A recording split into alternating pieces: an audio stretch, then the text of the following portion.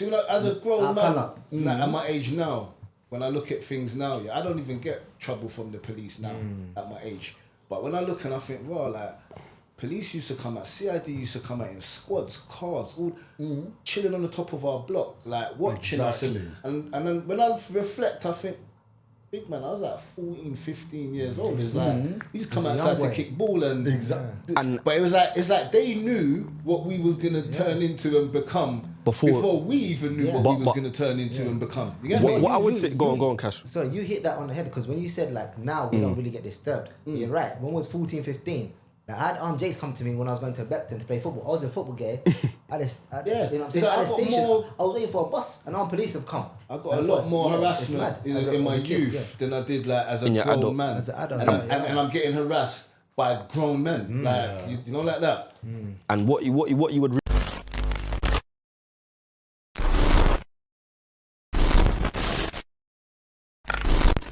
Yes, people. We're back again. Both sides of the foot. And today we've got special guests. But we're going to get to that in a minute. But for now, I'm Dola. Sully, a.k.a. Castro. The Shift. There again. And yeah, and a special guest. SB from the M, also known as T, you know. Oh, go on. How's the man then? It's good. We're good. Okay, Yeah, good, man. So far, now, how's everybody's weekend been? Yeah, okay, we know it's bank holiday weekend, yeah, so tell me, like, what you man really on, like? What was you on? Well, I've been chilling this weekend, to be honest, you know. I ain't been up to much. Family stuff.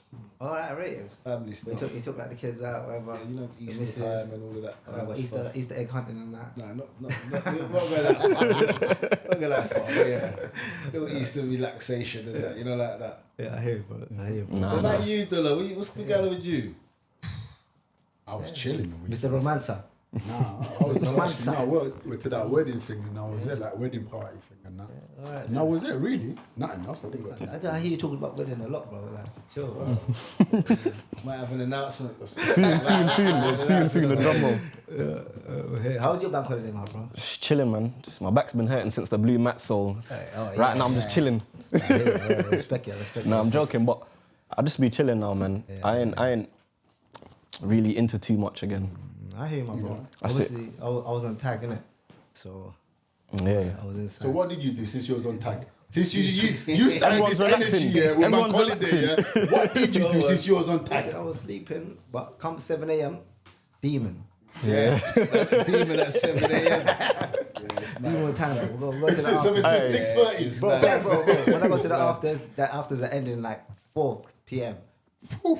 You know, because I bring the energy up. Saying, no, I was sleeping, remember? Sounds like everyone was having a good week. Relaxing, man. That's all it's about, just relaxing. You know, some people's teams are not playing for a couple of days later and that. I swear about holiday. Who you thinking that with that one there? I don't know, they don't even mention in the Premier League. He must be thinking himself, because I swear like that bank holiday weekend, they lost twice in the cup. Yeah, we didn't want them ones there, man. Nobody wanted them trophies, man. We're aiming for something else. That's it. Champions League. Yeah. Champions League, Premier League, you know. Well, you know. Was it like 32-point difference or something? Something like that. I don't know. Something like that. I don't know. We get it. Something like that. I don't know. Something like. Every way we're still gonna get at the end of. You get me? The marathon. We're there. Let's not say too much and jinx. Yeah. Nah, that's true. That's true. We always talk a lot and then. So we're just chilling. We're chilling. Next topic. Let's leave the football. On to our guest. Man. So man, I guess tell us a little bit more about yourself, man. But you wanna know, man? But you wanna start from before the situation, how I ended up, or before, take us to it. Like, you know what I mean? Okay, before done crime, what was you doing? Yeah. Tell us a bit about your upbringing and stuff. Cool. So I'm Jamaican and Cuban. I grew up heavy with obviously my Jamaican side, so I definitely grew up with those principles instilled with me. Like up until like 010, I still had big back TV. Like my mum was not throwing that away. Do you get it? Like the static on TV, everything. Like that's how men grew up. So I grew up around everyone that was kind of older than man, like a 90s feel. Like all my cousins are all older than me. Do you get it? So I definitely had that influence around me. So yeah, as far as like upbringing, I can't really say anything went left with my upbringing. I can't say that. Obviously, the usual thing like dad might not be in the picture completely or whatever. Your and dad is Cuban. Huh? Dad was Cuban. No, my dad, he's Jamaican. My mum's the Jamaican and Cuban. So my grandfather, he's Cuban. Like, if you see him, he looks like you, bro. light skin, like my mum, light skin, my sisters, light skin, like me and my brother and one of my other sisters. Yeah, they're like my complexion. So big family. I've always had a big family around me. Nah, that's good, man. Yeah, so, I've had. Why don't you tell us like your first time you thought about, Oh, we didn't even ask. Okay, no, What did you go? hold on. Hold on. Stop 1 minute. Before all of that, what was your crime? Before, my crime was in periods basically of Class A drugs, yeah. Okay, how old was you when you were 21. 21. So let me ask you something. Let's go back a little bit, yeah? So see when you was growing up in school, yeah? Secondary school. Was you around crime? Was you involved in crime? Or what was you like in secondary school? When did it start? This is a good question because what I realized after Joe is how I normalized a lot of things. As I said, I grew up in a Jamaican household, so we're so used to man on the corner bunning their, can I spliff? They're bunning their spliff.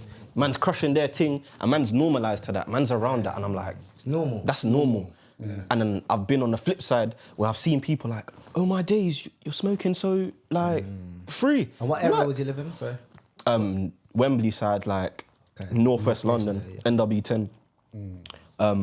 So just normal. Right? Yeah, that was normal. Harsden, if you know, like Harsden, Blue Mountain, that whole strip, especially when it's carnival time, police have to walk past you. Yeah, that's like 25 crop yards on that same road. That's how it's smelling because it's just so normalized. So certain things I didn't realize. You get it?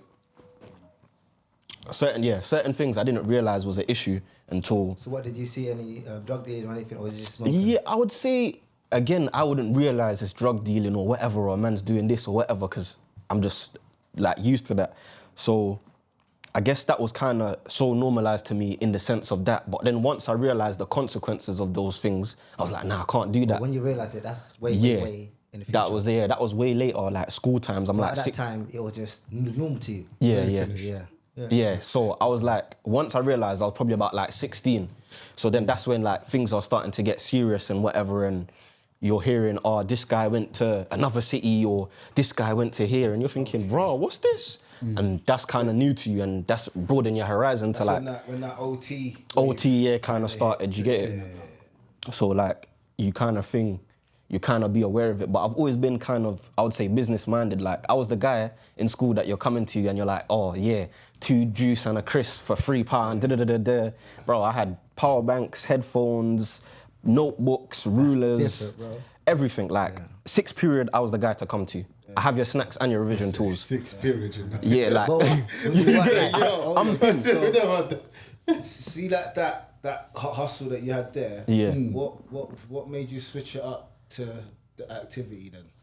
Because that alone would have had me personally, because I'm in for the same kind of stuff. So me personally, if I was hustling like that in school, like rulers, rubbers, all this kind of stuff, and it was making sense, I don't think I would have looked onto, okay, I need to start selling weed, or I need to start. I would have probably stuck to the stationery, the snacks, and yeah. But you always leave school. So at what point do you start to think, hold on a minute, I need to do this because I need 10 times more, or like ruler money's not buying Air Max, or like, what was the tick over? Obviously, is we've always been fresh in it. Like that's one thing. We've always been fresh. My mum's always taught me. Even my pops always taught me. You never have to be like dripped out in the maddest designer. From you could put 2 and 2 together, you're clean. You get it. But once you do become 16, 17, 18, you start wanting Jordans. You start wanting this, and the peer pressure thing. I wouldn't even say it's a peer pressure thing. It's more like swag. It's swag, like especially with Northwest. You're growing up in Northwest. If you know Northwest, like them niggas has been drippy from like 1980s. Like I could show from North Wheezy. I could show videos of people that you're like, oh, you know this person. It was more West London, isn't it? I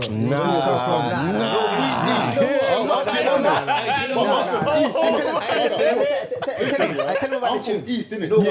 I'm from East, innit? North Wheezy, bro. What's Nah, bro, trust me. See Northwest. Can I just say something? See Northwest, man. I've realised they don't like you lot calling out their names with West. It's like Nah, it's always respect. That's family, West, everything, whatever. But yeah, Northwest, we man, are it's Northwest. like, they like to let you know, like, we're a different entity. Yeah. We're Yeah. Northwest kind of thing. I They got like- the same kind of pride as, like, South man have to say, like, yeah, we're South. Yeah, Exactly. You know, like, yeah. remember we touched into this conversation last time about how we all are from different ends. We had our mentality was different.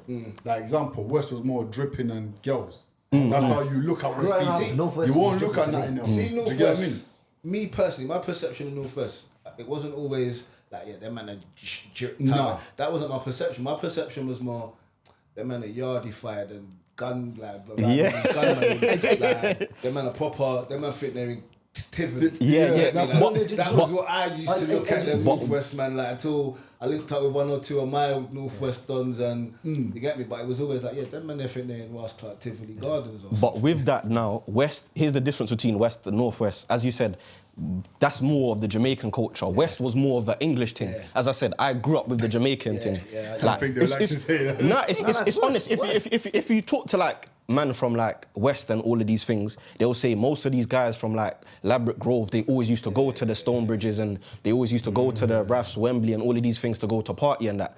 But they're from Ladbroke Grove, Mozart and all of these other areas, you get it? And that was more of like the English and vice versa. So it was never anything. Obviously, the Jamaican culture, they're everywhere. They're like ants. Jamaicans are everywhere. Like the other day, side note as well, I seen a Swedish and a Jamaican. I was like, bro, where do you even find yourself in Sweden, bro? Like, what kind of shit you like different? Was But, it unks? bro, it was just random. I just met No, somebody. was it unks though? Was it an unks? Nah, it was a woman. It was a woman. She was just like, oh, I'm Yeah, she Jamaican done and the Sweden. I thing said, like, how does that even like come about? But yeah, but side note, yeah, cool. Where was I? Yeah, Northwest is just known for like for that. So me being around that kind of culture, I'm like, yo, fresh Air Forces, fresh this, fresh da. And from them ages there, like, shout out sis as well, whichever camera, shout out sis, he was like, I'm not buying you shit. I'm not buying you shit. Your crepes, I'm not buying you nothing. You're going through crepes like this and you want this and da. And yeah, I remember it was some neon green and black Air Forces. It sounds mad, but they used to like, the tick used to glow in the dark. I said, yo, these are cold. These were the times when they brought out like the translucent, the see-through joints. Like the first time, like the pattern leather and all of these things. So I'm getting that and I'm matching that with a snapback. And that was me. So that's like a good Bills 50 at the time. Every other week, I'm like, bro, how am I gonna maintain this? Like, how does this make sense for me? I can't survive off rulers and snacks and all of these things. That don't make no sense. And again, being a business person or not knowing that I had a business mind, I'm seeing a demand for something that I don't have a supply for yet. So now that increases that, and you're asking this man, oh, you smoke? Oh, what, you smoke? Oh, bro, I smoke too. What? We might as well. And then it starts from that. Oh, you buy a little draw. Oh, yeah. Oh, hold this £5. Which, that's how you know, like, I'm kind of showing how old I grew up with people. Like, nobody don't do no £5 draws with my age group. Back then, Do you get it? So, Question, though, how old are you? me, I'm 24. 24. Yeah. So that shows you I stepped off the porch a bit earlier than I should have. Yeah, I mean, like I said, it's because you had people like That was Around older than You're me. Do you get it? 24 and you're telling me about 90s 90s and things. that. That's and not You all. get it? I told you, I grew up in. you don't miss it. Like he said he was from young. He was around his. I grew up with certain With older people folk. that you're like, raw, But even okay. when he said that, I thought, Yeah, touching 30s or something. At least, No. you know. No. I grew From up- young G, so you know what I'm saying? He was there with him. I stepped off the porch early, man. Like, yeah, we could go for days. I'm telling you, I stepped off the porch early. Yeah, I can see And you that, I understood can as see. well. Yeah, Like you didn't and- step off and just like blind to you really knew what's Yeah. going on. I kind of grasped it quite quickly, but because I grasped it as quick as I did, I kind of got moved away as quick as well. So, as I said, I live in Brom now, innit? Yeah. And yeah, mum was like, yeah, nah. What's happening? Straight away. Saying that. So what was Brom like? That's what I was about to say. Bro, Let's hear same, this, go on. different bucket, same fish. So okay, was it different mentality? Because obviously you've come from like it was flyboy era, Yeah. Northwest when you was growing up. You know what I'm saying? Drippy. So what was Brom like? You know what? I wouldn't say it's less fly, but it's a different drip. They wasn't on that fly, boy. But they wasn't on the same. Yeah, they wasn't on the same. Their drip is different. Yeah, like I kind of grasped that. That was yeah. Way more hood, fam. Them man, The trackies and TNs and all of these things. They was No, but you know, the thing was that era as well. Birmingham, they had that. Yeah, they had no that. limit. Clark, That you need to show American them, stuff and that. Yeah. Do you get me? Killer Taylor, Seabow, and Exactly. That's- There was a different- See when I first bucked up on some serious bomb units in jail, like it was that. That's why I said them elephant in Compton. They was fully ganged out. Like before any of this stuff, you see the youths them What with do you now. mean talking about that? These man South was like that as well. The blood. but I'm They talking got the about blood. them man were. Nah, they was. That's the thing. They were gang banging, bro. They were fully gang banging, like back in like 2000, early 2000s. and that. They were like Bloods and Crips gang Oh banging. man. Oh, what's that movie? Like, South, man, we were just Day fighting one. more over Yeah, one day day. Yeah, that I even one watched day that. stuff, yeah. Watched that recently, and somebody showed me that, and I was like, bro. What's that? Birmingham film. Yeah, bro. And it's the main star. He's gonna hate me for this car. I can't even remember his name. Fresh. Yeah. I can't remember his name though. But you know who I I'm know talking his about. name. He's in I the know the intent as well. youth, Whatever. Big him up though, big bro. Yeah. But yeah, man. Yeah. So even that kind of just shows you a glimpse of that. Like, Brom was really ganged off, and coming from London, you have the stereotypical. Hey, bro, what are these men talking about? Hey, they're wet. What? Because we believe that London's the only place that's Yeah. Yeah. Well, that's a young boy anyway. Yeah, you got shown real quick.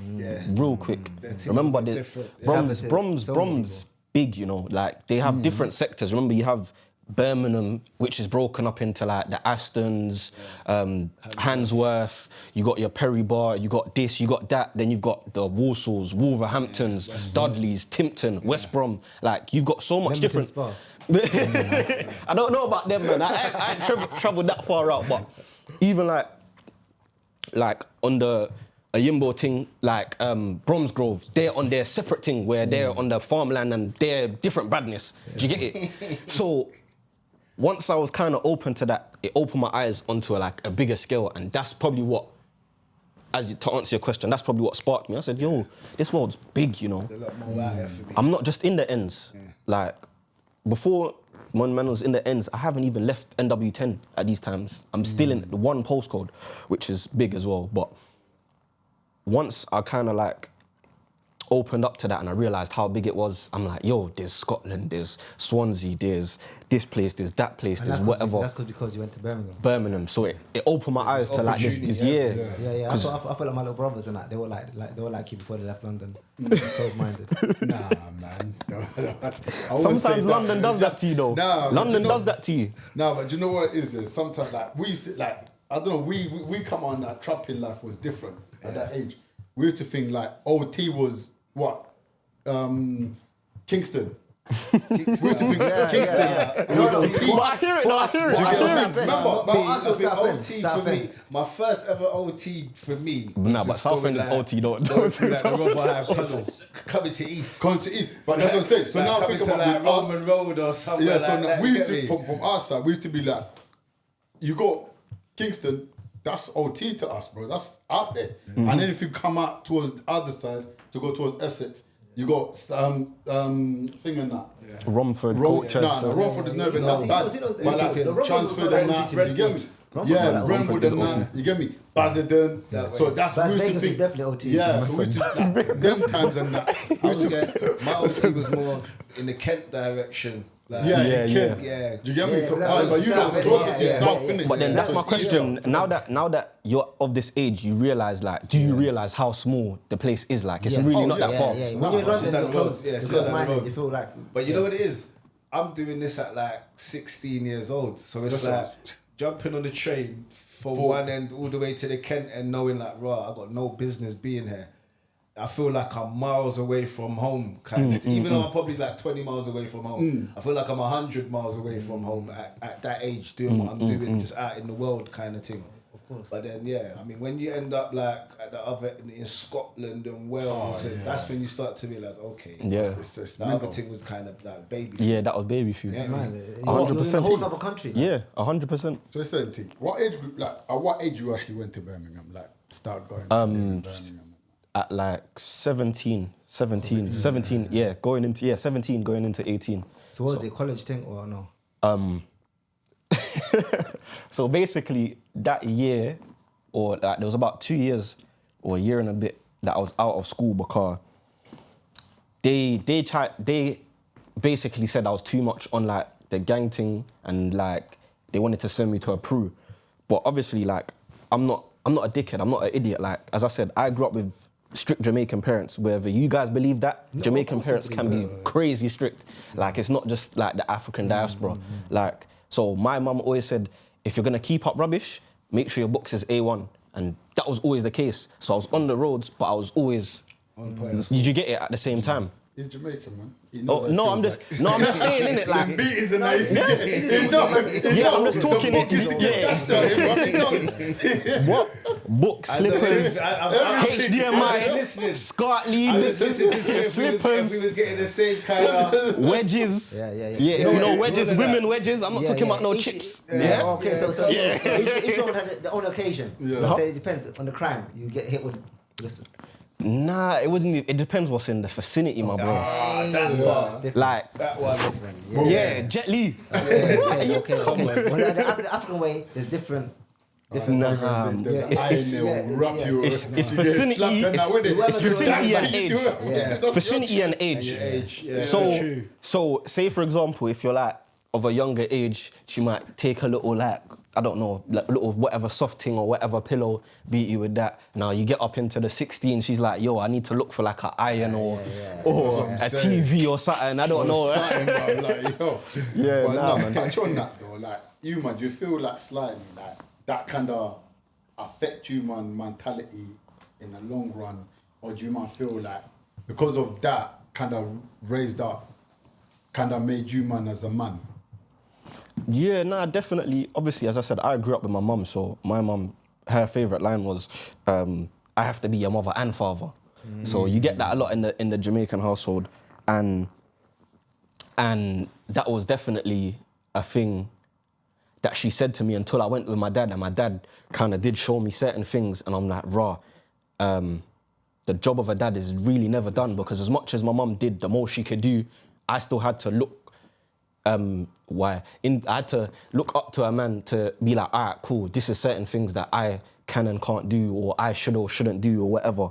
But as far as beatings go, like, it definitely molded me into who I am, because there's certain things that I do now that people are like, yo, you have manners. I'm like, bro, this is normal stuff. Like, do you get it? This is normal stuff. If I didn't grow up with this, how would I even be able to articulate myself? How would I even be able to move and step in certain sectors? Like, obviously, I'm around the man them now, I'm comfortable, but if I need to articulate myself in a better way or speak to somebody of a professional manner, I can do. Do you get what I'm trying to say? And that's because of my mum. She's like, yo, why, if you're at home, speak to me properly. Why are you gonna da-da-da-da-da or whatever? You learn the smallest things, like minding your own business. Like, you see, if we're having this conversation now and somebody young walks into this conversation, we're like, we stop the convo. What do you need? Why are you here? All right, cool. And then leave. You don't sit down and have big conversations with big people because you're not grown yet. So you learn your place, you learn to play your position. So regardless of anything, in that household, I learned so much things that helped me roadside, business side, and just in life.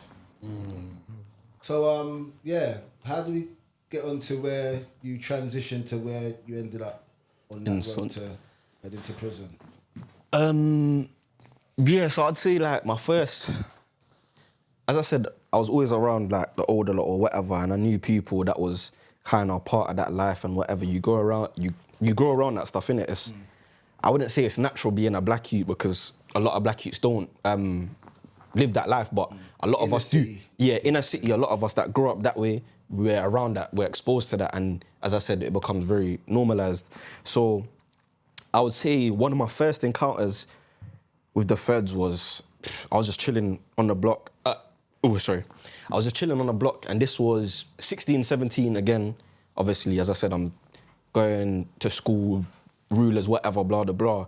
But I'm making the journey from Birmingham to London, like, rapidly to see family, innit? Because I haven't completely adjusted to life in Birmingham. So I'm back and forth.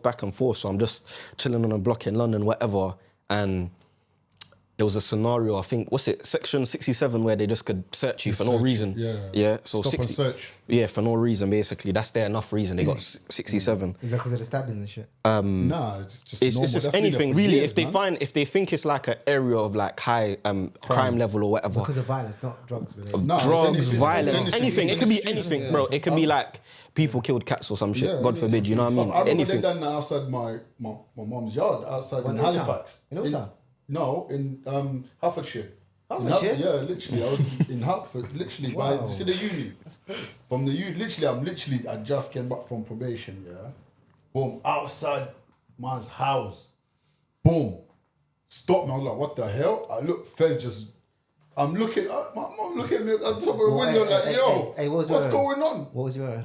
The normal tracksuit. I'm like, even if it's a normal tracksuit, the uni's right there. Yeah. Like, come on, like, do you get what I mean? That can't be that mad, innit?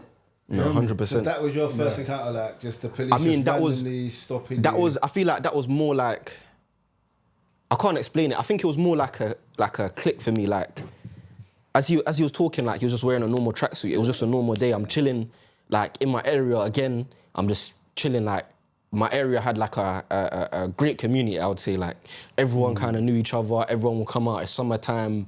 It's you see the flies in the sky. Them, you know when you're. This is Birmingham or Northwest? This is Northwest. This is in Northwest. Yeah, because I was traveling back from Birmingham to Northwest. So yeah, normal vibes, nothing really. But that kind of switch made me see like, yo, these lot are gonna be onto me regardless. Like whatever I'm doing, even if I'm trying to stay a different path, like I'm dressed a certain way, you're always gonna perceive me a certain way. Like, do you get what I'm trying to say? And yeah, so they stripping me at this point. I'm 16, normal, calm. They knew you were 16 as well. They don't care. They don't care. It's not a care thing, bro. They're like, you could be anybody to them, innit? And what? This is grown people, grown men. Yeah, this is grown Jakes, CIDs and closed officers as well. Whatever, just whatever they wanted to do. And obviously in my head, I'm like, oh, I ain't involved in nothing. I'm not a gang member. I'm not nothing like that. So why do I need to run? Like, if I'm so innocent and they say, if you're innocent, why would you run? Why would I run? I shouldn't be scared of the police. They're gonna talk to me like I'm a normal human being. But those things dehumanize you. They make you think, raw, I might as well be, or I might as well ever, because you can't talk to them or have a normal conversation. What's crazy, you had that understanding at 16. Yeah, Like for again. any other civilian, 16 getting strip searched by grown men by your parents. Yeah, and I'm telling them, 16, I don't live here, whatever. You don't live in Birmingham, you don't live in whatever. You're lying, who are you? And you wanna drag me about, do all of these things. And that was one of the kind of the first moments I even seen kind of like my mum cry. My mum is a very, very important woman to me and very powerful and very strong. So I've seen this woman cry because she's seeing these lot bend me up and all of these things. I'm like, bro, This is in front of your mother? Nah, obviously, remember, I'm on the block. This is a community, so yo, Tia, yo, and Everyone's coming out. Everyone's coming out. The whole hood's coming out because they know you as a you. Do you get it? You're a young boy, whatever, and whatever. So that was one of my first like major like transformative experiences with them. I should say that was a transformative, and then that kind of made me look at it as, if I'm gonna be stereotyped anyways, I might as well counteract the stereotype and do what I'm doing. 'Cause who cares? Live up to the name. Live up to the name, but do it better. You never and let I feel it like play that in was, your mind. huh? You never let it play in your mind. Like, Nah, you know what? I couldn't. See, with that, though, I could try to cut you because you keep saying 16. Yeah. That all of us reflect to being 16 quickly, yeah? Like, do you feel at that young age, 15, 16, or whatever, like the police were actually coming out and targeting people of our That's what. age? That's Because you see exactly when I what I was about Yeah, to say. 100%. See, when as a grown man, like, at my age now, when I look at things now, yeah, I don't even get trouble from the police now at my age. But when I look and I think, well, like, police used to come out, CID used to come out in squads, cars, all chilling on the top of our block, like watching us. And then when I reflect, I think, big man, I was like 14, 15 years old. It's like, we used to come outside to kick ball and... But it's like they knew what we was going to turn into and become before we even knew what we was going to turn into and become. You get me? What I would say, go on, Cash. So you hit that on the head because when you said like now we don't really get disturbed, you're right. When I was 14, 15, Like, I had Jace come to me when I was going to Brixton to play football. I was a football guy. You know what I'm saying? So At I the got station, more- I was waiting for a bus, and armed police have come. I got a lot more harassment in my youth than I did like as a grown man. As an adult, and I'm getting harassed by grown men, you know, like that. And what you would realize, and what you said there is, I think it's, but yeah, what you realize there, and what you just kind of process by hearing me say that is you like unlocked like I like to call it cognitive thinking. Your brain started ticking over, and you started realizing, raw, that actually did happen. But man's so used to it, and it changed man's mindset, because like now you step out and you'd say you're driving your car, you might look behind you and you're like, oh, that's Jakes. Oh, that's undercovers. That's da-da-da-da-da. And that changes your brain. And you see, when you talk to other people that are outside of this life, you realize how messed up our minds are. In a good way, bad way, or whatever. And more times you're legit. And more times when it's legit. You're legit, and you're still noticing this thing. Yeah, bro, I don't even smoke no more. But sometimes I'm like, yo, I smell loud. Oh, there's Jakes here. Let me move. But I'm like, oh, I don't smoke. And then I sit back. I'm like, oh shit, I'm grown. Oh snap, I'm not a youth no more. But that's the way that our mindset has been programmed and whatever. So as you said, they knew what we was gonna become before we became that. But it was more of, or maybe they made us become what we became. That's what I'm about to say. It's not even feel like that. With me, I more believe they've seen the 80s No, generation. So they kind of knew by the time it got to the 90s, like what to kind of expect. Do you know what it is? Yeah, I think you was about that life from young. And I believe that, you know what I'm saying? Like for me, I know Abdullah was as well, yeah? But for me, and him obviously he was selling the things and that, and he was doing little small things. Compared to you, man, we was doing the minor things. So we was like, I was playing ball, he's going to visit his relatives and thingies. You know what I'm saying? So for obviously it's two sides. Not both to sides say of the foot right now something with you two, yeah? So he's already active. But for us, that wasn't really involved. How you were involved. It made you be a bit more. I might as well. Like in my experience, like I was going to Brixton to play football, and I was on a bus back, type shit. Yeah. And police harassing man, and I get it still. But yeah, me personally, like I said, I've seen a lot of things from young kind of. So I already knew, like. That's why I look at it now and think, well, I was only like 14. But at the time, I'm thinking, I know you lot are harassing me because I'm only 14, but the big homies that are 17, That's what I was about to say. They just mashing work. They just flick the bookies or they just done the mad thing. Look, I know why the police are here. I know why you lot are here. But I'm just pretending like I don't know why you lot are here. But I know, you lot just saw the big homies rob the bookies or whatever. That's something mental. You know, it's crazy at 14, you understood that. Yeah, no, of course. And that is not normal. No, that's not normal. No, that's not normal. Do Do you have younger siblings or like I'm the eldest. I'm the eldest. So you have younger siblings, so you've kind of, and even from a Jamaican perspective, our parents get soft, or even everyone, our parents get soft. Yeah. So our younger siblings, how they're growing up now is different. How they're sheltered is different. Yeah, barely. I'm seeing them, I'm like, yo, you don't understand. They don't get touched with their wives. They don't get touched. I'm bus, train, cooking, cleaning, top to bottom, house. Come on. I'm on the plane by myself. I tell my younger siblings all this stuff that you don't get and you easy. can't walk. They can't walk to the shop by themselves. Mom's like, T, take them to the shop, no? Yeah. I'm like, bro, walk. It's there, Walk. So, but you got to remember, our parents want to come up that then. Yeah, true. But that's why us, if you think about it now, even though with those restrictions to us, that's why we're more aware. That's why we're more streetwise. Because they got all the freedom, and we wish we had that. Yeah. But they're nowhere near a season, or I don't know about your season. You know what? I've said this before. Yeah, like our freedom was more like we was allowed to play. Do you get what I mean? Like outside on the block. Do you get what I mean? Like that kind of lifestyle. The sense of community. Yeah. Do you get what I mean? Like we grew up in like our whole community was one. But now the young youth, let's be honest here, parents have moved out the hood.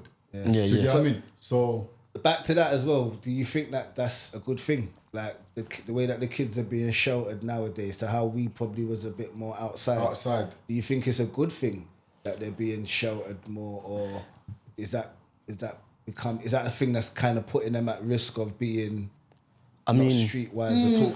Yeah, go on, good. You're not take that. I was gonna take it. I was gonna say it a different way, because it's like it is and it isn't. Do you get what I mean? Yeah, I agree. Like in a sense of like the youth nowadays, they love playing games.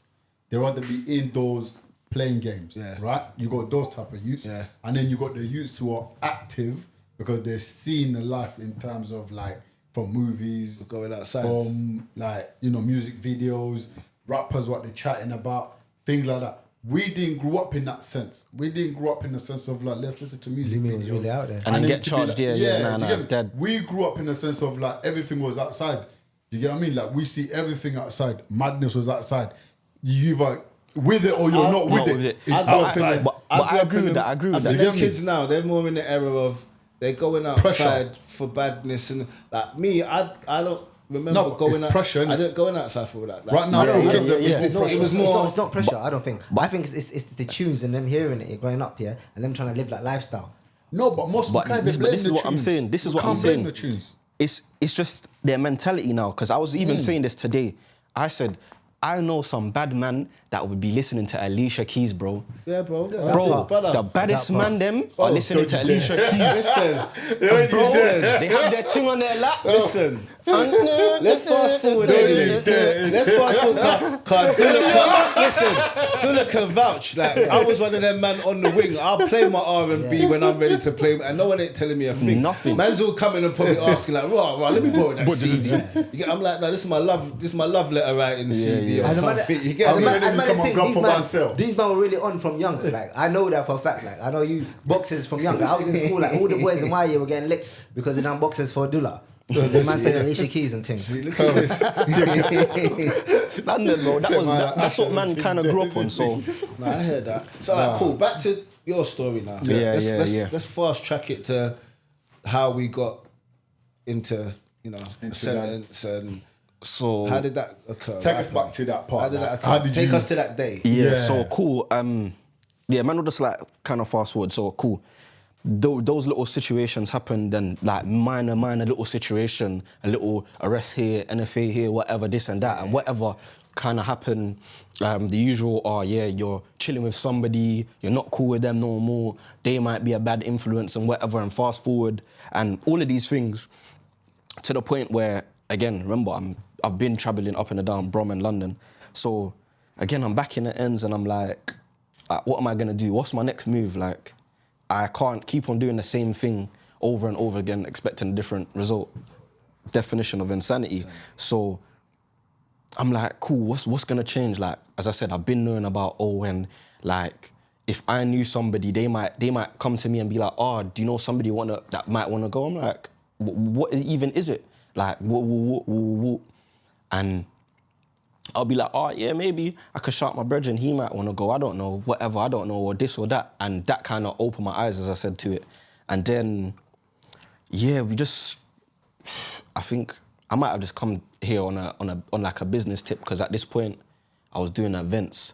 And how's that going? It's all right, we're soon back on the events, but pinning that one, cause I know I'll go business, and then we won't even get back to the story. But so I came here on like a different thing, and I was like, cool, this is great real estate out here. There's definitely a lot of stuff for man to do out here and whatever. And again, remember, I'm coming from a place where I'm seeing these things develop, like users and smokers and stuff like that. So I'm like, raw, this is here. Okay, right, cool. Now let me ignore it. Raw, this is here. This is here like this. Raw. Yeah. And then I'm sitting back and I'm like, this is prime real estate in my head. Again, business minded, as I said when I was younger. I'm seeing a supply for a demand for something that there's no supply for. I'm seeing people that are a huge demand. from here, and like at the time I'm smoking weed, and I'm waiting 2-3 hours for a draw, £10, and you're walking from up the road. I'm saying, nah, this could never be the ends. A man's walking from bloody 10 miles just for this £10 right here, and you lot are so lackadaisical about it. And to me, and obviously I had a co-defendant, and we was just like, yo, bro, let's just see in it, like whatever. And leading up to it, we was just doing whatever we was doing. And at the time, I'm young. I'm thinking, yeah, cool. This is it. This makes sense to me. Like, I'm selling drugs, and I'm thinking, yeah, this is the best thing. Like, they didn't tell me about this. This was like the best kept secret, because I'm unaware of these things. You get it? I didn't realize all the consequences about it, and everything that could happen and the repercussions following all of these things. So I'm thinking, yeah, this is nothing. Like, this is why like nobody's taking it serious. And then obviously, yeah, you get arrested and you're like, okay, this is why. Take us to that day of you getting arrested. Oh man, so Was there any signs? The signs are always there. You don't see it till after when you're sitting in the prison cell. Cool. Again, I was talking about this to my sister the other day, and I was like, I'm very big on discernment now. You know what discernment is, isn't it? Like, Okay, explain it. Cool. For those that don't know, the way that I use the discernment is like your gut feeling. It's that thing that tells you that maybe you shouldn't do this, or you get that woozy feeling, or like an ache in your arm, or something, or shivers, or something like that. You know, that like in Jamaica, people will say somebody's walking over your grave or something, which is a dark saying, but it just means that like you shouldn't walk a path that isn't for you. Do you get it? So my discernment is always talking to me or screaming at me, not literally talking to me because that's insane, but it definitely does those signs. So When did it come up? the night before I got arrested, I was supposed to be going on holiday, so I wasn't even supposed to be here. Like, if it was greed or I was going to Jamaica, I was going back home. Like, lovely planned holiday, everything. I wasn't supposed to be here, and that night that I was here, my best friend called me. She was like, yo, like, why are you even here? Like, you said that you had a number in your mind, you had a business plan in your mind. Stop. Why? Like, for what reason? I can't answer these questions. I'm like, why? For what reason? Again, after that conversation, hang up, I'm like, oh man, shut up, man, you're just chatting, whatever. My mum called me, she's like, you know, T, I love you, you know? Just know that. Random. I'm like, mum, whatever. you're just on some joke thing. Obviously, my mum always tells me she loves me, but this one felt different. I'm just like, whatever. So I'm getting these signs again. Do you know what? So sorry to cut you off, bro. Was that in Swansea? Or? That was this is the day of me getting arrested. The same day. Like, conversation back to When back. he's about to fly out. Okay. So this is on a Wednesday night. I'm supposed to fly out on Thursday morning, yeah? Yeah. Then I'm walking by... Deja vu, man. I'm walking by... what's the park called? The Swansea Park? Singleton Park or not? Which one? What's in Uplands or in town? The Uplands Park. Singleton Just Park. that one there. Yeah, this one here. The main one, where they used to have the... Singleton Park, the big one. No. Yeah, the big one. The big University. and then you walk up and then you could go to like the other side of Swansea. That part there, the big one, and they shoot some movies there sometimes. And they've had festivals. Is it called in there Uplands before. Park or whatever it's called? Uplands, it's in Uplands, yeah, I know Yeah, what yeah. it is. Because the Uplands No, one. man, it's just there. This one just there. Yeah. Where they used to have the festivals and stuff in there. I can't remember. Well, Escape Festivals. That's Singleton Park. Yeah. Singleton Park, but they got different names. But yeah, Singleton Park. I know what you're talking about. So Uplands. I'm walking in the park, I'm smoking my spliff. Then I'm like, rah, man, this spliff is seeming a bit mad, like. It's the one, Victoria Park. Victoria Park. Yeah. Park. So I'm smoking a spliff. I'm like, nah, man, this making me feel funny. Like, I'm looking at the spliff away. I'm like, blood, I don't feel right. Like, why? What's going on? I'm feeling like smoky. Like, I shouldn't smoke no more. Like, you get it? I'm thinking, nah, this must be I must be tripping. Or like, what did these lot youths give me? Like, I'm thinking, yo, I'm bugging. But alarm bells are ringing loud. Not listening. I'm clouding my judgment. I'm smoking heavier. What time is this? This is at 11, 12. Okay. Again, I'm walking and smoking a spliff. Then I'm like, it's like I heard yo or something. I turned around. Thinking, nah, I'm bugging. Dash the spliff. Went to my bed now. I'm saying, nah. My friend called me again. She said, yo, like, what time's your flight? Ooh. I'm like, oh, I'm catching the first train. The first train's like 3. I'm gonna make it. Boom. Straight to the airport. I've got everything on me. Whatever, blah, blah, blah. Then I've stayed in this place that I was staying. And then I dropped to sleep. I never drop asleep, like. What time did you go to sleep now? I can't even remember when I went to sleep. It was just like, I was there, I was talking, I dropped asleep, which, like, I'll never drop asleep. Like, it's not something that I even felt comfortable with as well. And yeah, by the time I woke up, I was like, yeah, it's raps. Do you know what time it was? What time was that? That was at like 5:50, so, and it was gun police. AM. Yeah. Armed police come Yeah. through. And they booted the door, didn't say nothing. So I'm thinking, yo, I'm getting robbed. So I start dashing things on some madness. Like, I know youths aren't gonna waste corn for no reason. Like, unless they see, man, and they can slap, man. Do you get it? So I'm like, cool, whatever, dashing it. I'm there thinking, yo, I'm gonna jump, whatever. I'm thinking, yo. Then they said police. I'm like, I could either do one or two things, you know. I could either try and see what would have happened or whatever. And I think at the time, that guy from South just passed away. Like, the police shot him. So that was kind of playing in my mind. From finger now. Oh, the taxi thing. Was it the 6th Avenue? Yeah. Yeah, man. It was around that time. So that's kind of playing in my head. So, for that, yeah. so that's even playing in my head. I'm like, raw, am I just gonna go to jail or whatever? And then, or am I gonna get slapped by these jakes? Car, that's tax-free. They're gonna slap it tax-free, get away with it, and what's my mum gonna say? Yeah. So I just sat there and I just said, cool, whatever.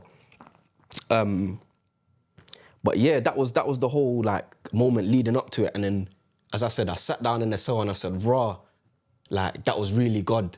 That was really God telling me like, yo, like pattern up. You don't need to be here. Like so many people's talking to me and moving a certain way, and so many things that happen, and I didn't listen to it. So there we are. Do you get it? So it definitely made me more spiritual in that sense. Obviously. So when the feds came for you, it was just you. Yeah, it was just me there, and I think they had me in the yard for like about 2-3 hours. They was like tearing up the cushions, cutting things open. Like they was there for time, because not to say like, oh, I'm that guy or whatever or nothing like that, but obviously like once you're aware of certain things, you kind of like displace things and put things away, and certain things aren't around you because you learn these little things through other people. So they're like, so what's going on? Like, we've got a tip that you're a drug dealer. Where's the drugs? We found a phone. We found your personal phone, and we know it's your phone. And she said, isn't this you on your phone? Boom. Open my phone, Face ID. Boom. Which they're not supposed to do, by the way, guys. They're not supposed to do, but once you're in cuffs and you're in that scenario, it's your word against theirs. Did you even... No, but they're still supposed to have that in the body cameras on. They didn't tell you. Nah, man. Come on, man. You know they didn't. But I think I ain't got no Face ID. yeah, but... What's the Face ID now? We don't use that. You don't use that. But that was the scenario that happened. And they said, yeah, we know this is your personal phone. Boom. Did that. I said, rah. Is that how you lot are moving? Ooh, whoops. Yeah, so then that happened. I was just like, rah. They're just waiting, searching. They're like, oh, we found what we need to find now. We could take you. All right, cool. I'm like, I don't know what you're supposed to find. What were you talking about? Whatever, boom, boom, boom, and you know they're playing their little jokes. Oh yeah, what? Did you buy this phone with drug money? Or what? That's a nice hairstyle. Or what? Did you do that yourself? Oh, what? Is that drug money too? That's this lot up here. Met ain't got time for that. What? Met ain't got time Hey, for the Met think they're the funniest. Yes. They think they're man them. They would be like, what, bro? What? You're really moving food? Oh man, in this day and age, like, bro, I'm telling you, the Met, they think they're funny as well. Me personally, I had the Met rolling up on some. We're bigger gang than you, like we got bigger guns than you lot. Like, try them. We got bigger guns than you lot. Try this thing. Like, you get me? Like, that's how I had every day. Minding my business, walking down the street, boom, trying to pull up, call me by my first name. Just to let me know, like, Rod, you could get shot today. By the way, Trident's gun squad. Quick thing, yeah. Have you no clock like? See back in the days, and don't you feel like in your estate you was more safe than outside the estate? Now, don't you feel like when you was in the estate you was more safer definitely, 100%. than now? Like, do you get what I mean? And now I'm looking back to it, playing my mind to it. It's like feds couldn't come into man's estate like in a bad man thing. No. They have to come in like. See when they come to when they came into the estate, they didn't have to just be mindful of us, but they had to respect the community. Like, they had to know that there was a sense of community that we had. Coming out. Like man's aunts and like our neighbours and everyone's coming, especially like if if they can see that you're gripping me up and like people are coming out to say like what are they doing? So you're gonna have a whole audience here, kind of thing. innit? So they used to know like. You lot can only come into the estate a certain way because you're dealing with the whole community. Yeah. But then they'd also know, cool. We just wait till you leave the estate, catch you on the main. Catch you on the main You get road. me? Yeah. And then they pull up. Then they pull up in a whole different way, like knowing, all right, well, you ain't got your neighbours and your mums and everyone coming outside now. That's when they might let us know, like, yeah, we know what you lot are about, and and man, we don't shoot you, like them, which they would never say. In front of the people that on the block, you get me? But you know how they play their game. Yeah, man, sorry for that, man. Nah. It was, as you said, it was definitely back then. It was a sense of community, and you do feel safer in the estate. So there's a lot of people out there that would listen to that and be like, nah, it's true. A lot of men don't leave their estate. They're on the block until however many things. They don't see the broader horizons of things because of that reasoning, as you said.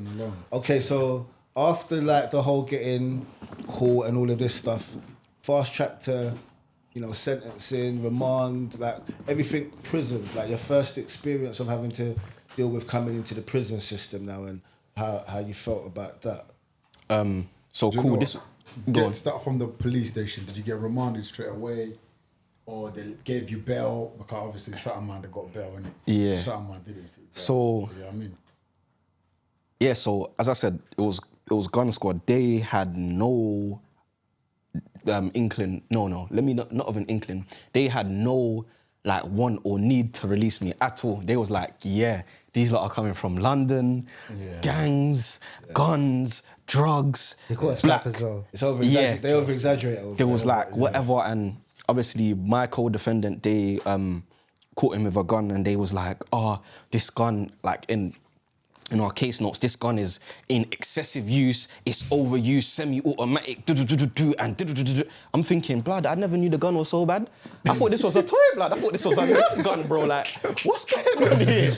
Man saying, yo, it's in 2.1 seconds, it's slapping this. I'm thinking, I'm looking at him, I'm like, what? I'm thinking, bro, like, what's that? What does that even mean? Like, do you get it? Like, I don't even think we was both aware of how they're describing it or whatever, but clearly they had some sort of... it was dirty. Yeah, they had some sort of fun testing it out or something, the way that they was writing about it. And obviously, you know that they exaggerate it. In the case papers, they're like, this amount of drugs was worth £10 million and not 10 million, but they exaggerate it. Like, you're thinking, yo, I was going to make a bag off this. How are they saying I made 15? I'm saying, like, what maths are you lot using? Like, I want to know this. I remember the first call. I'm like, yeah, mum, I got arrested. She said, Theodore, 20,000 worth of drugs? Where you get that from? I said, huh? I said, who? Mum, nah. And then I'm about to talk loose. I'm like, no. Right, cool. I can't even talk about this yet. And have to hang up. I'm like, bro, where did that number even come from? Do you get it? Knowing it wasn't even a corner of that. Like, it wasn't even 5 bags or nothing. But we're arrested. They've finally given me my call after 36 hours because they said, we don't want you to call nobody, we don't want you to inform and and whatever. So we're in the suite and we're hearing people bang all night, all day. I'm thinking, yo, this can't be life. Like, this is dead. I'm like, cool. I got caught Monday morning, so I must be getting bail. They said, yeah, you lot, there's not a chance in the light of day that you lot are getting bail. Send them straight to prison. Remand, and we'll see when the court date is. Then we're on induction wing. I got separated from my co-D and I ended up in Swansea, HMP Swansea.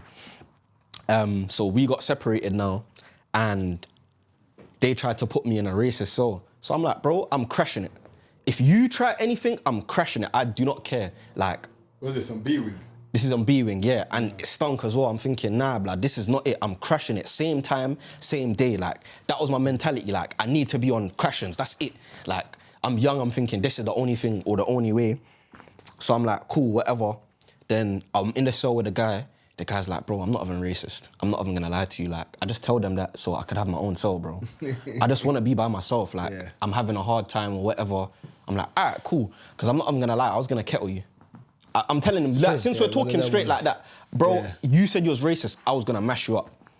just straight off the bat, like, I'm over the pond, I don't know nobody here, I'm on my ones, whatever. And bearing in mind, at this point, they're not even letting us out, so I'm not even seeing nobody. So I didn't even know my co-defendant is even on the wing. I didn't even know, or wherever he went. So I'm thinking, yeah, this is madness. I have to do a madness. So they tried to put me on C-wing. I said, dead. I'm not on that. That's the C-wing is in Swansea is victim wing, VP. It's a victim I said, wing. dead. I said, that's dead. I'm not doing that. You better put me in another cell or put me in my own cell. They said, But alright, they cool. didn't say, hey, we ain't got nothing. Straight to sea. Nah, but that's what they said. They said, we're gonna put you on the main wing now. Just go there and just bang up with somebody for the night, because obviously whatever, you must be cool with it. They obviously assume that I've been to jail many times. I'm gonna say these are all your first experiences. Yeah, this is my first experience. Yeah, so I'm it's all thinking, weird, innit? Yeah, I'm thinking, nah, but I know I can't ever like let it hear out. Like, I'm on some VP ring, like I'm vulnerable. Like, I'm not vulnerable, I'm me. Like, what are you dumb? That's dead. I'm thinking, yeah. T, quick question, yeah. See, when you were in jail, like what year was it, like you say? Would you put it like in terms of like, was it COVID times, or was it after COVID, or was it before COVID? It was after COVID when everything started to kind of like free up, so we could start like mingling with everybody and stuff like that. So it was kind of all right in the sense of, in the sense of like mingling and, as I said, and communicating with people in the first bit, but it was still like just on the cusp, Yeah, it was just on the cusp, but we still had like the hand sanitizers, the face mask and whatever on the wing and whatever. But yeah, so it was like 2022, 2023, so 2022, something. Yeah, 2022. So like a good while after COVID, to be honest. So how long was you there for? What, in Swansea? Yeah. I was in Swansea for like, what, 6-7 months? Yeah, 7 months. Maybe 8 months? Was it there when I was On there? a month. Was you there when I was there? Nah. 2022. To 2022. 2022. Yeah, no. But what, the end 2022 or the beginning of 2022? The end of 2022. The 13th of June, 2022. I think it's out. You never forget them days. I don't forget. No, I was 23. Bro, so he must have been Remember, the same that's what I'm time. saying. 23. Okay. I was It's in crazy, there. I don't think you ever met him. No. Nah, but remember, I got shipped out, so it probably, would you say you're 23, you came Yeah, Swansea? 23, literally Oh, after that's they why kicked they me met. out. Yeah, I got So- shipped out. so I he was was there probably before in you. Parc or something by Yeah, then. he was there before him. Yeah. Yeah. I was there with him, yeah. So that was remand time in Swansea, Yeah. up for sentencing now. Yeah. So I was there for a couple months, and as I said, yeah, we was straight on the wing, whatever. And then that's when I met bro over here, Miski. And obviously he's just like, bro, it's a shithole, but it's what you make it, innit? And that's when you And kind then I of was just like, alright, that's cool. when you realise we're kind of in this Yeah, together. we're together, like, that yeah. was the togetherness, and I was just gassed to see I don't even know. I was gassed to see bro. was Yeah, happy to this see was him. through some, I don't even know. Can It we gets say like this? that in Swansea. The black pack. Yeah, it was. Yeah, it gets like that. alright, cool. No, but because it's Swansea, it's not like Park. It's not like Swansea. It's we're minorities. Yeah, we're, so- we're really minorities. No, when I tell you, this is when I said, I'm No, gonna tell you it's true. something funny It's now. true. So This is cool. when you realise you're a Bro, I was minority. there for It's true. years, bro. That's Bro. mad. It was really minorities. Bro, they gave us a meeting. There's me, my co-defendant, Miski, and another bro. 4 of us. Was there 5? Four, I think it was 4. Maybe 4 5. or 5 of I us, think it yeah? was 4. In the Like all in whole A jail. Nah, there was more, definitely more than that. Leave it. In bro, the leave it, whole- leave it. No, the rest Jail. the rest of them was Indian. Go on. I'm talking about. You have to remember, yeah. Or See, Bangladeshi. us, Or man. Pakistani. Diaspora. Our experience of Swansea ain't the same as yours. Like, your experience of Swansea was you was red band. Like, you could move around the jail. Yeah, but like, there was still- our experience was Wasn't able. we're inmates. Like, we're Yeah, but on the mine wing. was- They're but either dealing with way- us like inmates. No, but either way, there was bag and man though. He didn't even realise. Yeah, No, come but on. there was bag and man though. Like, there Nah, was bro. actually... Bro, You get me? It depends on there when you was- was there, but not like going into like one of our prisons. No way. Yeah. There was I realised literally it. 4 or 5 of us, I and realised the reason why I know there was 4 or 5 of us is They asked Can't- oh so cool. They gave us this thing called the black pack, which is cream, shampoo, Oh, yeah. shampoo and cocoa and like sugar or something like brown sugar, That's new. something And dumb like that. that pack was for black inmates. Only, Yeah. only. Like it's like That's what we new. need. That's Afro then- comb. That was new though. That's That's new. Afrocom, yeah. He put that up. Nah, fam. It was him that put that would've into went that. mad. All right It then. was him that raised that up. So now this is the reason why we know. Because we didn't have that. they made us go into meetings like every couple months, innit? And they was like, oh, could you just gather all the black people throughout the prison? And there was 5 of us in this meeting, like here, sitting down, and we're chatting, and we're like, oh, what do you need to feel comfortable as a black person? Which I have to respect Swansea for, because as a jail, that is great. I'm not even gonna lie, like I've seen jails that like no other prison does that. Yeah, they're not doing that, like. No, but they do that because they know. They know that their prison environment is fully. They the know. water's mad. Like, they know it. You The get water, me? bro. I'm like a brown caramel color. I turned grey, bro. My mum's came to see me on a visit. She said, "Why do you look like that? You been bleaching?" I said, "No, bro. It's the water. I'm showering. My face is going grey. Bro, it's taking the melanin out my skin. It was that deep." You know, saying all of that. How was your mental health kicking, like, affecting you when you was inside and you seen all of that? Like, you think you're coming out from somewhere where you look at your skin color, normal, you're going somewhere else. It's like, there's only like few of us. And then on top of that as well, visits at that time was a bit mental. Yeah. I'm assuming, because obviously. Yeah, the journey, It's your first time as well, isn't it? Yeah. Your first time as well, so you don't know any of that, like, The system, the system, am I gonna do this, am I gonna do that? Do you get what I mean? So how was that affecting you as your mental health? And if you did have a partner at that time as well, like, how was you like holding it, because obviously it must be mad on them. How was you feeling in there? I would say at first, no joke, I couldn't shit for like the first 2-3 weeks. Yeah, No cap. I wasn't eating, I wasn't nothing, because bro, I'm having to shit and piss in front of the next man. This is wild. I struggle with that. This is wild to me. I'm scratching my head.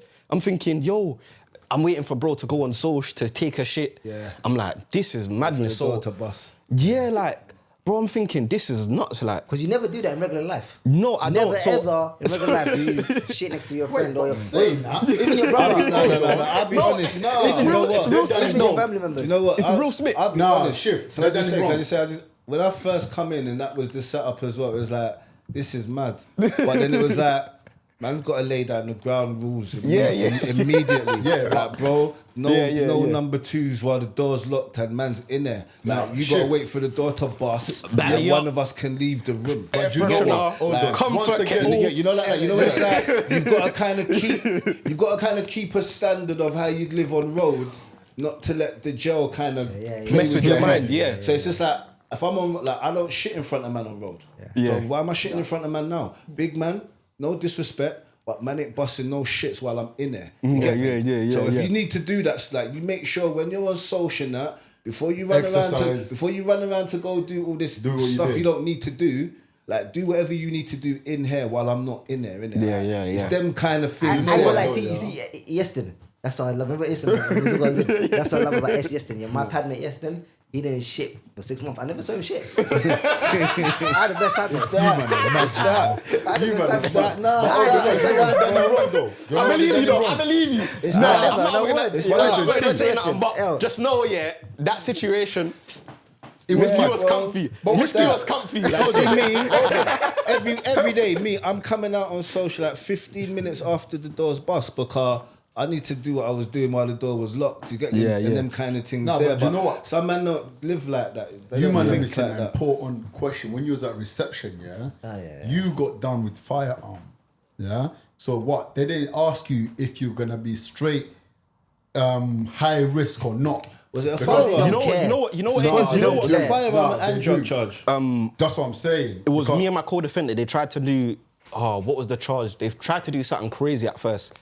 Like, they just tried to do something mad, like, I can't remember the exact name, but they tried to do a thing where there was like, a whole gang activity, there's more of like you lot, conspiracy, joint enterprise, Rico, madness, young thug thing. That's what they tried to do with them and them, like. They tried to rope you lot all into this one gun and this. Yeah, the numbers that they was throwing out was like 15, 18, 7, 8, them type of years, like, minimum first. Like, that's what I'm saying. And when you're on remand, when I went there, first thing, governor come. Look, but we know you got arrested for this. We see your thing, this and that. Like, look, can you take your high risk down? I'm like, no, I'm not taking my high risk down. For what? No, I want to be by myself. But remember, I'm mean? young though. So I'm young at the time. I've just turned 21.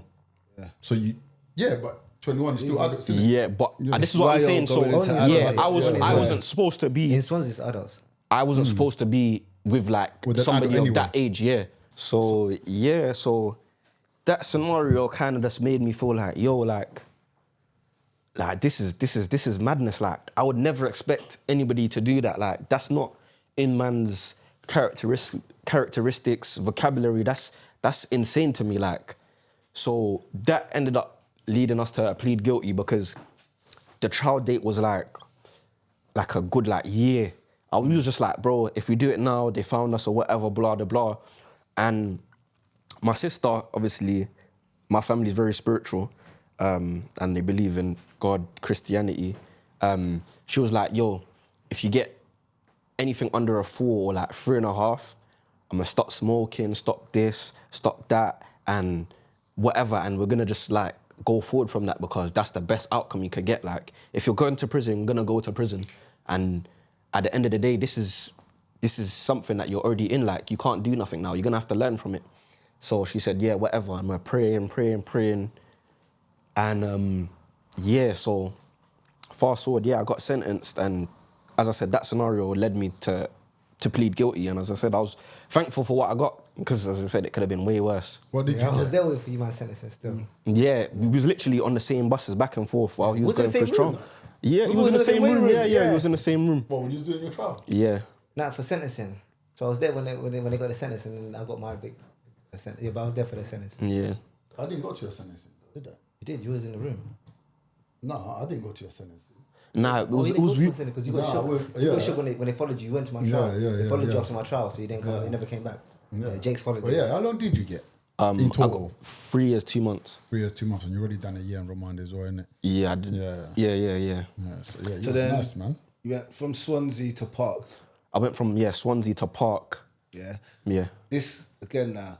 Swansea is like the black and whites, and Park is the private jail, So when you got G4S. to Park, coming from Swansea, was it a whole new experience for you all over again? Yeah, it was a different scenario because obviously Swansea's we're big fish in a small pond, and then this is a big fish, big pond. You get it? Yeah. When you're coming to Park, you're meeting people from Newport, Cardiff, Other places. Bristol, Yeah. London. People that are London, getting ghosted and there. whatever, and doing all of these things, and you're meeting and seeing crazy little things and stuff like that, and you're hearing crazy things happen, and you're just like, bro, like, if I didn't go through the certain lessons as a big fish in that small pond, I probably would have been a loose cannon. I would have just followed certain things because into everything. every day you're hearing alarm bells, cold blues, and you're thinking, yo, like, and you're seeing this pan out live, and you're just thinking, nah, this is madness. It's like, different, innit? Yeah, it's Swansea different. humbles you. Yeah, Swansea humbled me, definitely. Right. Let's touch on a little bit of subjects of obviously lessons and that. Yeah. Obviously now, you've been through the sentencing, you've been through the whole system. Do you get what I mean? Like, obviously from there now, every man's gonna, the first time something man, with me, I never really took it in too tough. Do you get what I mean? Like, I can't speak for everyone else, but with me, I looked at it like it was some sort of youth, it's a youth club. Do you get what I mean? But never had that whole mentality to be like, yeah, do you know what? I'm gonna come back in here. Do you get what I mean? It's just one of those. Yeah, like it changes you. I would say, cool. After Park, I got shipped to Brixton, and that was another thank God, I'm over the water now. I'm close to family. It's more cultured. Yeah, it's more cultured. I'm getting visits now. So throughout this whole thing, the only person that visited me was my mum and my dad. Well, you never got visits when you was on remand or nothing. Far, bro. Swansea It was far, bro. 4 hours, 3 hours for certain people. Do you get it? And there's not really hotels So I on never there. got no thing, and I wasn't aware of the FaceTime thing. What's it called? Video call, visit- video video visit. Video visits, stuff like that. So I wasn't even aware until Brixton. So going over to Brixton was like a blessing. I could see people. I'm happy now.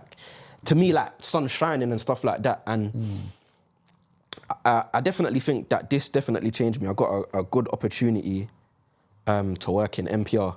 What's that, the radio The station? radio, yeah. yeah. And then, obviously, I I do music, so that was kind of like second nature to me. That was just being around music. I'm waking up, going to work, and I'm able to listen to music. I'm creating playlists. I'm learning how to interview people. I'm learning life skills. And there was somebody, well, actually the whole NPR team, I'd have to just like large up them anyways. I can't lie. They definitely don't have the same stigma of dehumanizing you as making you feel like you're not a person. Like, you're coming here and obviously they have your boundaries or whatever. Like, they're obviously staff and you're an inmate, but they don't segregate you in a point where you feel like, oh yeah, you lot are weird or whatever. They talk to you normal. And that made me learn so much about just being yourself and just being comfortable. Because like, in jail, a lot of people want to put on a persona and act a certain way and act like this and whatever. But you come here and you're chilling. They're like, all right, cool, do your work however you do it, and you could whatever, let us know what you need, let us and you definitely work together with people. Man, I met so many people. I met people that have been into jail already. I'm interviewing them, I'm asking them about their experiences, I'm talking about my experiences, and you definitely see and relate a lot to people. So I learned a lot of lessons through a lot of people's mistakes because I'm around a lot of people. Did you feel like in that moment there, that was your bit of your rehabilitation and probably you realising that you may have been wasting your time running around doing what you was doing in the streets, and your calling could have been something else like that? Like radio. No, 100%. You started to see like, I could have been really embracing this rather than embracing streets. Yeah. I would say that it definitely was, because they ask you this question, like, I wouldn't say every other week, but they ask you it quite frequently, like what do you feel like you achieved, like, outside of prison? Like, what do you feel like your achievements are? And I was just like, I don't know, like, what do you even mean? Or what does that even mean? It was just like, what are the little things that you've achieved in life? And then I'm explaining like, oh, I used to do this, I used to do events, or I would set up music videos, I'll choreograph, yeah, the word, I can't even say it. I would do that. That part. And I would do little things and all of these things, and you're like, that's big. A lot of people can't do those things. Like, you're in spaces with certain people, I'm like, oh, I used to write music for females, I used to write music for males, I used to write music for rappers, singers, and it's like, that's big, you're a singer-songwriter. I'm like, but nobody's congratulating you. They're not giving you your flowers and all of these things. Yeah. So while we're sitting down, I'm like, raw, I did a lot. Like, I'm going to certain youth clubs and certain things that was around at that time, and they're doing like performative arts and doing little things. So man know how to talk to people, act, and do all of these things. But I'm thinking it's just normal. It's just up the road. It's just a community centre, which again we don't even have nowadays. Yeah. There's no sense of community that we have, and all of these things. And Brixton helped me realise, like, I've done a lot without doing a lot, and I didn't feel as big as who I am now. Or as I said, like, that made me, as I said, grow and understand. I was dealing with so much issues and mental health things. Like, I only realised I had ADHD in jail as well. Word, same way. So I'm pinging off the four walls, not realising why. My mum's beating me when I'm a youth, not realising why. Yeah. Because a lot of the black community doesn't believe in mental health. They don't believe in these things. They don't care about anything. Do you get it? It doesn't make sense. Oh, you're just a bad pitney. Do you get what I'm trying to say? Yeah. So, as I said, I learned so much lessons going through jail and evolving as a man from start to finish of my sentence, and it didn't stop until you don't stop growing until now. Like, I'm still growing, I'm still becoming aware of certain things. Like, even talking now, I'm like, right, maybe that did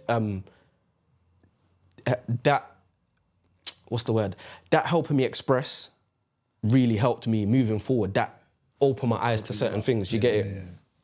Realization. Now enlightened you. You're out here. You know what I mean? Back to the real world. Like, when did you come out? Like, take us back. You see that whole feeling of you coming outside, and you thought, you know what? Yeah, I can take out a few lessons from here to, transaction to outside, and not make the same mistakes and not want to go back to the same thing and that. And obviously give advice to the young youths or anyone else that feel like obviously they're going to make the same mistake as you made. That all of us can make. We're human at the end of the day, innit? One thing I would say is the most intelligent and talented people are in jail. And the most undiagnosed people for mental health are in jail. And if those people had an outlet and a community and people to help and support them, they will be way further. Like, I seen this Instagram page and he was talking about like, if certain people that sell drugs, if they went to the Harvards, the Oxfords and all of these things, they would be in business places, CEOs, they will be here and da-da-da-da. And he breaks down how to like transverse these skills. And if you had the opportunity to do that. So my advice to people, like, to not go and follow the things that I did would be like, if you have a business mindset and you feel like you have a business mindset, look out for it. We're in an age of technology. You don't have to sit down and feel like selling drugs is the only option. You could do e-commerce, you could do drop shipping, you could trap toys. If you wanted to trap toys, bro, go B&M. There's a B&M app and you could scan the barcode and it will tell you how much this is and you could buy a toy for 17p and it's probably £2 on Amazon. Bro, there's so much things you could do. There's literally like, your opportunities are endless. And as you said, there's a billion ways to make a million. Word. Castro, that's Word. copyrighted. You get it? So That's a good advice. But you know what is good advice, man? that's 100%. the realest. But at the same time, for whoever anyone that's made a mistake, yeah, that don't ever feel like It's not the end of the world. Anyone that's make a mistake, some people be like, "Oh man, I wish I never did that," or "Oh man, people are gonna look at me different," and they're gonna. Well, I've always said, like, you see, with me nowadays, I've accepted that. Do you know what I mean? Yeah. For what I've done, I've accepted, like, yo, that was my life. Mm-hmm. So ain't nowhere in hell anyone out there can judge me in it. Yeah. Do you get what I mean? Like, I've been through what I've been through. I've done what I've done. Do you get me? Change, man. Boy, you wanna crucify me for it? Go ahead. But at the end of the day, it's like, yo, I've earned my strap to be like, you know what? I've done a mistake. I've accepted it. I've moved past that. This is who I am now. Yeah. Do you get what I mean? But I feel like there's a lot of people don't accept their mistakes. Yeah, I think that's the main thing. Like, I could never say, oh, I wish I didn't go to jail. Like, obviously, I never wanted to go to jail, but as I said, jail taught me so much things and how to grow and how to be a man, essentially. Because, bro, there's certain people, yeah, to not even like really touch back on the jail topic, but there's certain people that in jail, they don't live properly, they don't live clean, they don't, their sheets they can't wash, they don't smell fresh, they don't, they don't know how to bathe. You've had three experiences. You've gone from, like, when you come in, being from a cultured environment like Birmingham, London, Northwest. You've come to Swansea, where you've been a minority, only 4 people on the wing. You've gone to Park, which is completely different, but it's not cultured, but it's just got all the bad breeds from all around London, or all around the country, sorry. And then you've gone to Brixton, which is cultured. Yeah. So you've had all 3 experiences. So you've got to see like 3 different versions Of jail, yeah. which is also, I think, helped you grow, and helped you understand things. 'Cause Yeah, you know how to 100%. deal with these type of people. Yeah, I know how to which walk is in many different parts, avenues and you different knew that lives. Anyway, they just expanded it. Yeah. man. But take us to a new journey now, anyway, man. Yeah, so as far as like rehabilitation is, I came out and, this is what we wanted to even touch on slightly. Like, I feel like what happened after I came out of jail is like, everyone thought like, cool, I earned my stripes and I want to be back, or I want to do this and I want to do that. And I'm like, no, bro, I just come out of jail. Like, I don't even want to be a part of this life no more. I want to focus on things that I find passionate about, like music, art, everything like that, and just live my life, be around my family, all of these things. And you want to push a narrative on me that, oh yeah, man's done this and like, fuck it now, your life's ruined. As you said, like, a lot of people don't realize that your life isn't ruined and you can use it and turn your life around. You get it? Like, I swear it was Anthony Joshua. He went to jail for a bit and he came out and he was like, yo, this is it. This is really what I really want to do. Do you get it? I want to be a fighter. Do you get it? So people definitely try to make it difficult for you to rehabilitate because they say like, cool, you've earned your stripes now and whatever, and you're all of these things. this. Like, yeah, this is it. As I said, like, my mentality before was like, yo, I made it to 21 without going to jail. Like, if you even listen to Northside Benji's like, I made it to 21 without chicken jail. You get it? I'm thinking, I'm wavy. Like, that makes sense.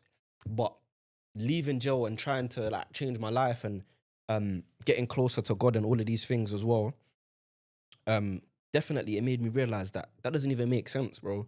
You're looking at that as an achievement when there's so much of the world, like the same thing that started me into this life or whatever is the same thing that should have got me out of it.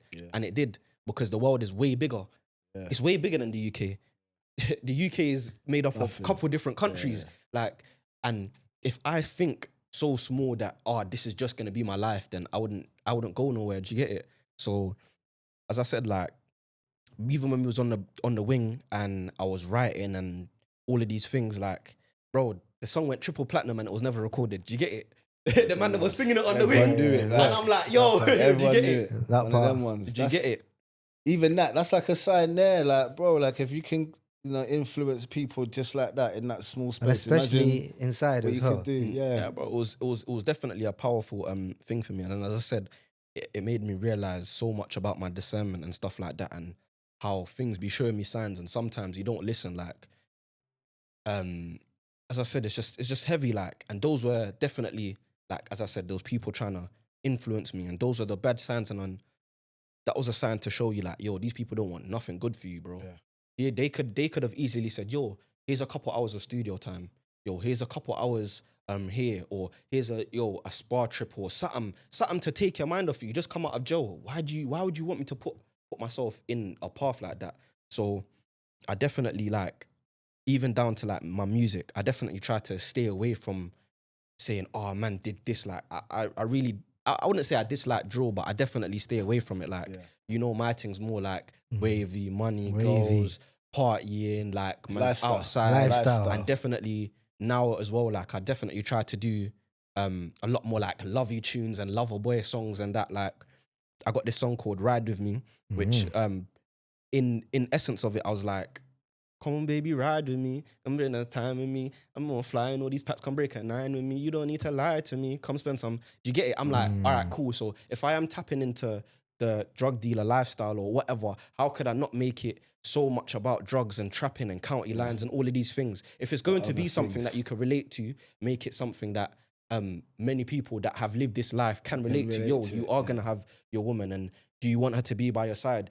Do you know, like, cool, like, I might spend some time in jail. Are you going to be there for me? Or is this going to happen or whatever, or blah, blah, blah. Do you get it? So I'm making people aware of that. Do you get it? So I show both sides to the coin, innit? Yeah, that means. For real. Both sides of the You foot. want to plug in your social media? All social, SB, FRMDA.M, which is SB from the M. So all digital, Everything, music, everything is. And the latest all tune out again? there. All right, cool. I got a song coming out in May, June times called Rubik's. It's definitely wavy. I tap in more into the singing bag. Obviously, I'll play it for the man afterwards as well. I might give a sneak peek or whatever, but I definitely play into the singing bag. Everyone kind of said, nah, you should sing, especially this guy. He was like, nah, bro, sing. Hey, nah, bro, you can sing. I was like, bro, I'm not no singer, bro. Like, bro, what do you take me for, bro? Man, spit bars, bro. And then I came out and realized, yo, like, I'm leaving food on the table. Yeah, it could work. The you get what I'm trying to say? hitters fuck with it. Yeah, nah, I hear that. Well, yeah, man, hopefully everyone checks in. Man, definitely checks in with that. Yeah, get a new following off the back of this. Yeah, man, I'll definitely be around, car. I definitely, as I said, as soon as bro like showed me, I said, yo, this is something that I've been wanting to be a part of and definitely talk. And I've seen you lot's journey as well, and like I've been watching as well. So it's definitely big you lot up, because you lot are creating a platform for people like us that are trying to change, that are trying to do better, and that don't have nowhere to speak. Like, where do you go to if you don't have something like this? Do you get it? If we don't create it, who will? Word. So big up yourself as well, team. Definitely love to have you back in there at some point. Yeah, man, Definitely. We'll watch your journey, you know what I'm saying? Like, whether it's 6 months, a year from now, we'll stick with you, you know what I'm saying? We'll support you all the way, like, regardless. Be around, man. I might show up in another episode. You guys come at my little something, you know? Listen, you're welcome back at any time, big man. Anytime. Anytime. It's been a good little sit down still. We ain't really sat down for this long in a while. We've been yapping, man. This is the longest episode we've probably had. Yeah, it's been a good sit down with you still. So is that everything? We plugged everything? Yeah, man. No shout outs? No. Oh, yeah. Shout out Jug Clothing. Northwest Tracksuit brand. clothing, You get alright, it. see it, yeah. Prezi jug. Wow. Skelly jug. Ain't gonna lie, that If shit's you know, fire. you know. I was gonna ask you. If Ain't you gonna know, lie, you know. I didn't know. This one's I was gonna exclusive. ask You you lot about can't this get this no more. Yeah, So, yeah, I'm yeah. up. That one. I'm low key looking at it. Yeah, Yeah, I think a I've couple of been my looking. people in the ends Yeah. might have been You lot- plugged into that yeah, already. yeah, Still, yeah. Did I've they do been looking at Did they that. do like the leather jacket? kind Leather of- jackets, I've seen beanie, it. everything. I've seen it. Still. They don't even need a shout out, but Yeah, I I just seen it wanted still. to plug it. You get it? Yeah, We got plug them. it, man, I need plug my, it, man. I need my, yeah. We might need a both sides of the foot. Yeah, we might. Hey, I'm not if gonna you lie, can that'll hear be me- low key tough. Let him know, man. If you can hear We us, need we one of might these need things. both sides of the foot jackets or something. Still, Come on, man. But anyway, shall I wrap this up? All right, it was good to have you in there. Appreciate you. Yeah, Miss Dullah. That's it from us today. Big up Clark. Yeah. Big up everyone else in the building. Everyone in the building, yeah. Big up all the Sage. team. Big up Sage Young Boy. Yeah. Appreciate you guys, man. That's it. And big up Until Noah next as well. time, both sides of the foot. We'll see you again for the Wow, next big up episode. those as well. Yeah, you know it's SB.